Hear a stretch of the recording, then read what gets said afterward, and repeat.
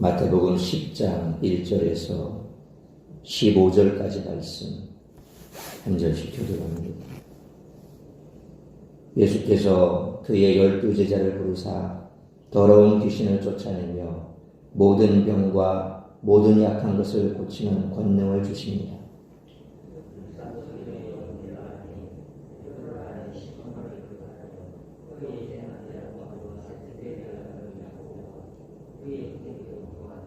빌립과 바돌로메, 도마와 세리 마테, 알페오의 아들 야고보와 다데오,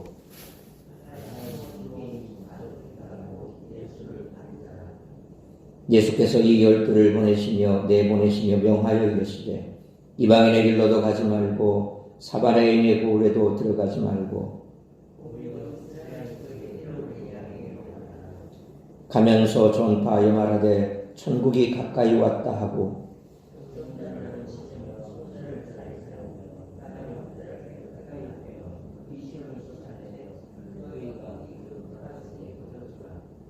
너희 존대에 금이나 은이나 동을 가지지 말고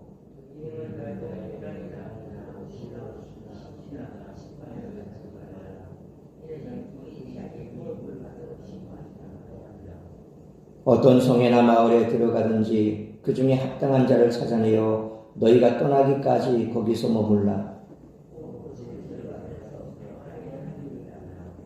그 집이 이에 합당하면 너희 빈 평안이 거기 말 것이요 만일 합당하지 아니하면 그 평안이 너희에게 돌아올 것입니다.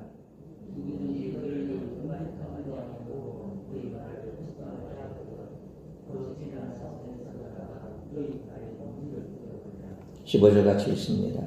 내가 진실로 너희에게 이르노니 심판날에 소돔과 고모라 땅이 그 성보다 견디기 쉬우리라. 아멘. 예수님은 12제자들을 세우셔서 자신의 사역을 위임하십니다. 예수님은 자신을 통해 도래하는 천국을 말로 선포하시고 능력으로 보여주셨습니다. 병든 자를 고치고 죽은 자를 살리시며 귀신을 내쫓으셨습니다. 이 사역을 제자들에게 위임하신 것은 하나님의 원리를 반영하는 것입니다. 하나님은 아담과 하와를 창조하셔서 자신의 통치권을 위임해 세상을 다스리고자 하셨고 아담의 타락 후 이스라엘을 출애굽으로 세우셔서 자신의 통치권을 위임해 세상을 다스리고자 하셨습니다. 이제 예수님은 새 출애굽으로 이스라엘을 포로기에서 회복시키십니다. 12제자들은 회복된 이스라엘을 상징합니다. 예수님은 이제 이들을 통해 사역하시고 통치하십니다. 예수님은 제자들을 보내시며 사역의 방향을 구체적으로 제시하십니다. 이방인의 길로도 가지 말고 사마리아의 고을에도 들어가지 말며 오히려 이스라엘 집에 잃어버린 양에게 가라고 말씀하십니다. 유대인을 대상으로 하는 사역에 먼저 집중하라는 그런 의미입니다. 유대인은 약속의 땅에서 성전에 의지하며 율법을 지키며 스스로 하나님의 백성으로 여겼습니다. 하지만 예수님은 이들을 잃어버린 양으로 여기셨습니다. 이들은 아직 포로기에 있습니다. 천국 복음을 들어 새 출애굽을 받아 하나님의 백성으로 온전히 회복되는 그런 과정이 필요한 자들입니다. 예수님은 이들을 되찾아 회복시키시고자 제자들을 내보내십니다. 예수님의 제자들은 온전히 하나님의 도우심과 공급하고 입히셨던 것처럼 12제자들을 그렇게 돌보실 것입니다. 이들은 하나님을 대표하는 자들이기 때문에 이들의 천국 복음을 받아들이고 이들을 환대하는 자들은 하나님의 평안을 얻어 천국에 들어갑니다. 하지만 이들을 거부하면 하나님을 거부하는 것과 같아서 심판을 면치 못할 것입니다. 제가 개척 초기에 터키를 한 10일 정도 단기 선교를 갔다 왔습니다. 그때 제가 갔던 선교단체가 사실은 조금 구설수에 많이 올랐던 그런 선교단체였고 지금은 제가 거기에 전혀 관여를 하지 않습니다만 어쨌거나 그 선교단체를 통해서 터키를 갔을 때 그때 했던 것이 딱 이 방법입니다. 그냥 길거리에서 지나가시는 분들 붙들고 차 한 잔 주겠냐고, 차. 그러면 오라 그러면 들어가는 겁니다. 그냥 지나가면 말고. 그런 식으로 해서 생전 모르는 이방인의 집에, 초대한 사람 집에 들어가서 음식도 얻어먹고, 잠도 얻어자고, 그렇게 해서 그들과 대화를 나누고, 또 괜찮으면 복음도 제시하고, 마지막 일정 가운데 한 이틀 정도는 한 청년의 집에서 제가 우리 팀들과 같이 3명이 갔었는데, 그 집에 가서 머물면서 정말 열띠게 말도 안 되는 콩글리시 섞어 가면서 그들의 꾸랑 가지고 와서 같이 막 얘기하고 그랬었거든요. 오면서 제가 가지고 있던 비싸게 주고 산 침낭도 다 주고 오고, 필요한 것도 다 주고, 성경도 주고, 그렇게 넘어왔는데, 그냥 초청하는 집에 들어가면 거기 가서 차 마시고 음식 얻어먹고 대화하고 교제하고 그랬었거든요. 그러니까 오늘 이 말씀을 보면서 다시 한번 그때가 생각이 납니다. 불러서 초청했으니 그 집에 복음이 들어가서 그들이 예수 믿는 그런 가정이 됐으면 참 좋겠다. 우리 조선시대에 처음 들어왔던 선교사들, 그들을 통해서 복음을 받았던 자들이 예수 믿고 가정과 가문이 구원받고, 또 100여 년 전 그때 그 복음이 오늘 이렇게 퍼진 것처럼 예수님 당시의 제자들도 똑같이 어느 고을에 들어가든지 환대하는 자, 그들 집에 들어가서 먹고 마시면서 복음을 전하고, 그리고 그들이 복음을 받고, 또 그래서 그 가정과 가문이 변화된 줄 믿습니다.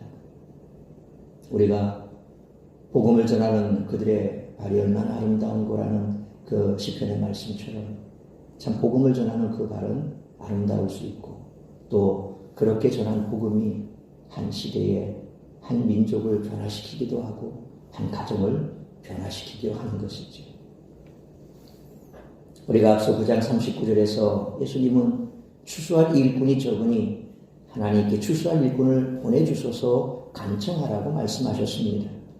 그 기도의 연장선상에서 예수님이 12제자를 부르신 오늘 기사를 계속해서 이어가고 있습니다. 예수님이 12제자들에게 선교의 명령을 주신 기록을 통해서 우리는 어떻게 전도를 해야 하는지 배울 수가 있습니다. 따라서 이와 같은 오늘 본문의 말씀을 통해서 우리들이 깨달아야 할 것은, 첫째로 1절로 4절 말씀처럼 동력자와 함께 전도의 사명을 잘 감당해야 한다는 것입니다. 1절 말씀처럼 예수님은 12제자를 부르시고 그들에게 권능을 주십니다. 예수님은 부르기만 하시지 않았습니다. 일을 할 수 있는 권능도 함께 주십니다. 2절로 4절 말씀처럼 12제자는 귀신을 쫓아내며 모든 병과 약한 것을 고치는 권능을 받았습니다. 마태는 2절 말씀처럼 12제자를 12사도라 지칭했는데, 이 사도라고 하는 아포스톨로스라고 하는 헬라어는 보내심을 받은 자라, 그런 뜻을 갖고 있습니다. 2절부터 사도들의 이름이 나열되는데, 마태는 이들의 이름을 둘씩 묶어서 기록하고 있습니다. 먼저 베드로라는 시몬과 형제 안드레입니다. 베드로는 형이고 안드레는 동생입니다. 야고보와 요한도 형제입니다. 빌립은 바돌로메, 나다나엘이라고도 하죠. 그래서 빌립은 바돌로메를 전도했습니다. 전도자와 전도받은 자를 묶었습니다. 그리고 도마와 세리 마태가 나옵니다. 도마는 부활하신 예수님을 직접 봐야 믿을 수 있다라고 했던 현실주의자였습니다. 마태도 물질을 다루던 현실주의자였죠. 알포의 아들 야고보와 다데오는 누가복음 6장 16절에 보면 야고보의 아들 유다와 동행인물로 추정되는 사람입니다. 그래서 알포의 아들 야고보와 다데오는 어머니에게 믿음의 유산을 받은 것으로 보여집니다. 마지막으로 가나안인 시몬과 가룟 유다가 나오는데, 시몬은 열심당원으로 로마에 무력으로 대항하는 독립군이었습니다. 가룟 유다에게도 저항적 기질이 있었죠. 그래서 그 역시도 예수님을 통해서 뭔가 이 나라의 체제를 바꾸고 그래서 정치적으로 로마로부터 독립하는 그런 메시아를 기다렸는데 아무리 시간이 지나도 예수님은 그럴 기미가 보이지 않죠.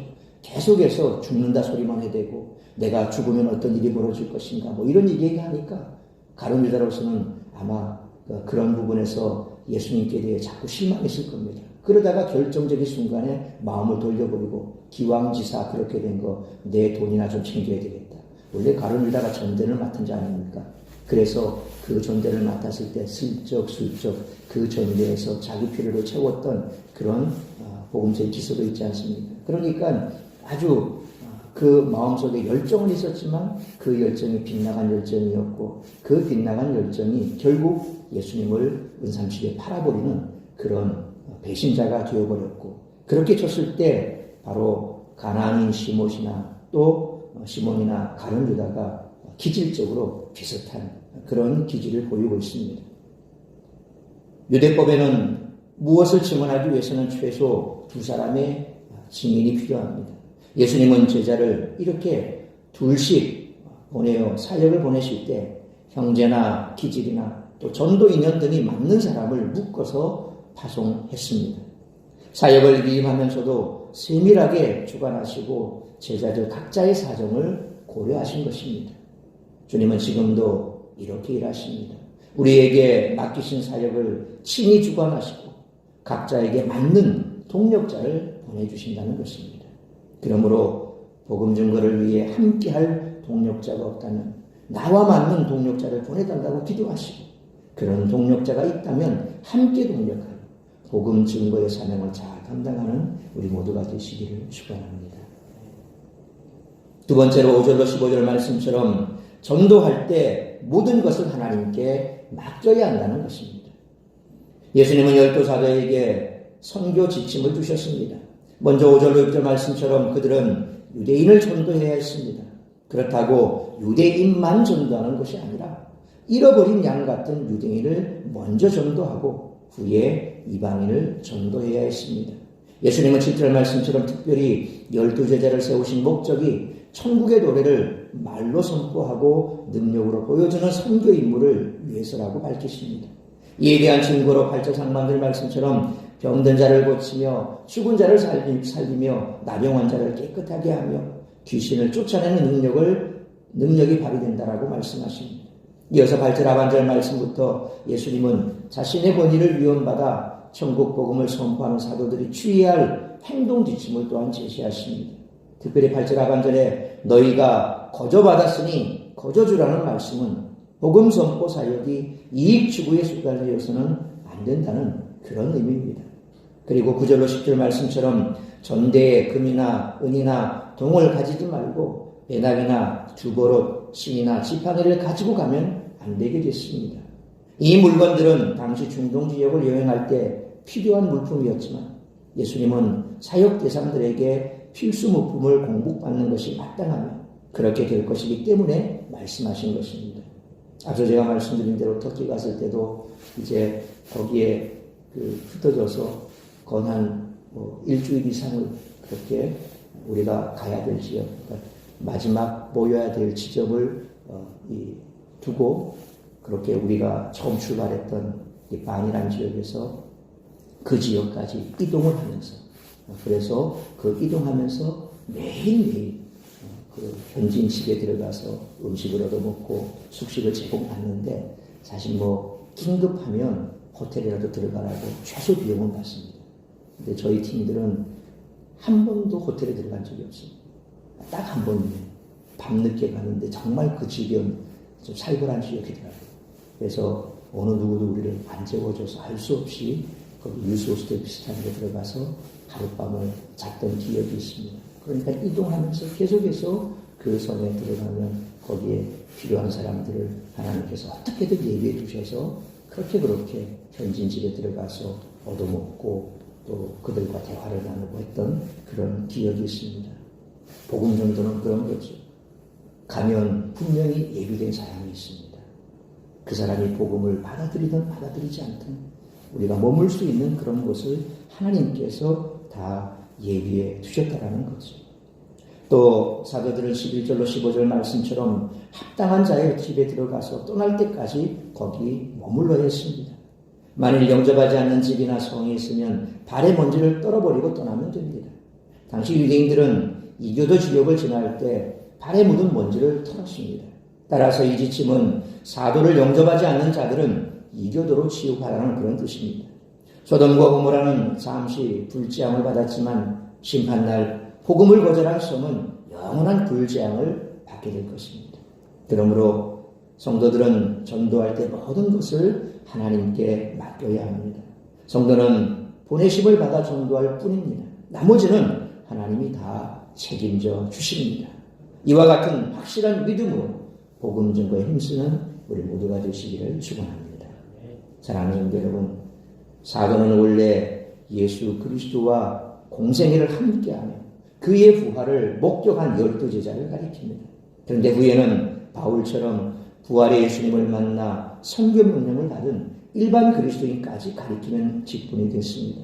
그러므로 성도는 모두 보내심을 받은 자이므로 동력자와 함께 짝을 이루 천국이 가까웠다라고 증언해야 할 사명자로서 사명에 충실할 때 하나님께서 모든 것을 책임져 주실 것을 믿고 삶의 우선순위가 분명한 전도자의 삶을 살아가는 우리 모두가 되시기를 주님의 이름으로 축원합니다. 기도하겠습니다. 살아계신 아버지 하나님, 은혜와 사랑을 감사합니다.